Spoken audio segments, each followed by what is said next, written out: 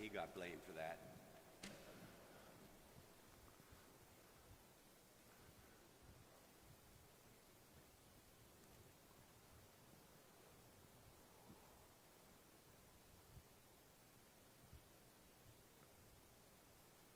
My reflection for this evening is taken from a series that I get called Connections, and I'll give credit at the end of the reflection for where it's from. The car fire that saved the planet. The transformation began when his BMW caught fire last fall. They were suddenly a one-car family. For the first time in 30 years, they were learning to negotiate who gets to use the remaining car, for how long, and on what justification. But it turned out that these two later-in-life adults, even if still employed, didn't need two vehicles.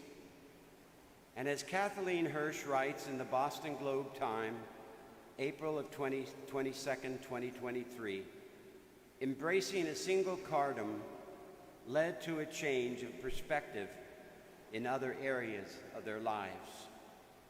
The first thing that started to happen was that we felt better about ourselves, less dependent on one of the many energy-hogging machines in our life. Then Kathleen and her husband realized that a new frugality started seeping into other aspects of our existence. Fewer four-star hotel stays. Is that God speaking to us? It must be. God, I can only go so fast. But it turned out that these two later-in-life adults, even if still employed, didn't need two vehicles. And as Kathleen Hirsch writes in the Boston Globe, embracing a single cardom led to a change of perspective in other areas of their lives. The first thing that started to happen was that we felt better about ourselves, less dependent on one of the many energy-hogging machines in our life. Then Kathleen and her husband realized that a new frugality started seeping into other aspects of our existence.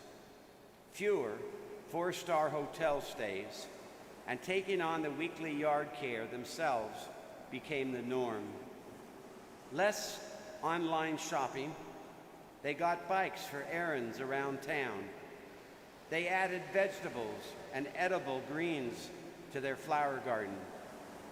In brief, Kathleen Hirsch writes, our life became more interesting. It has been humbling to acknowledge that we needed a catastrophic fire to goad us on the journey. Equally humbling to admit that our belated new habits will never offset decades of casual consumption and waste. We have acquired a new realism.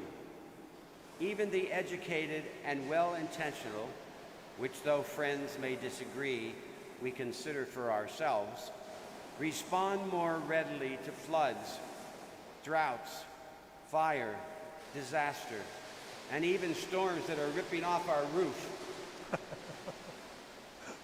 than we do to educational campaigns and climate rhetoric.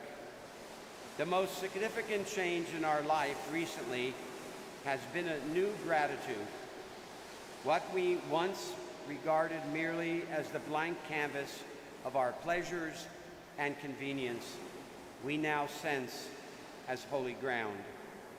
We know that reverence alone won't save the earth, but ditching a car has taught us that it can't be done without it.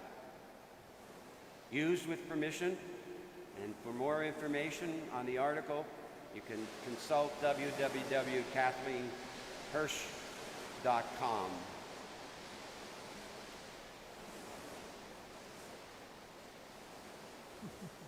What next?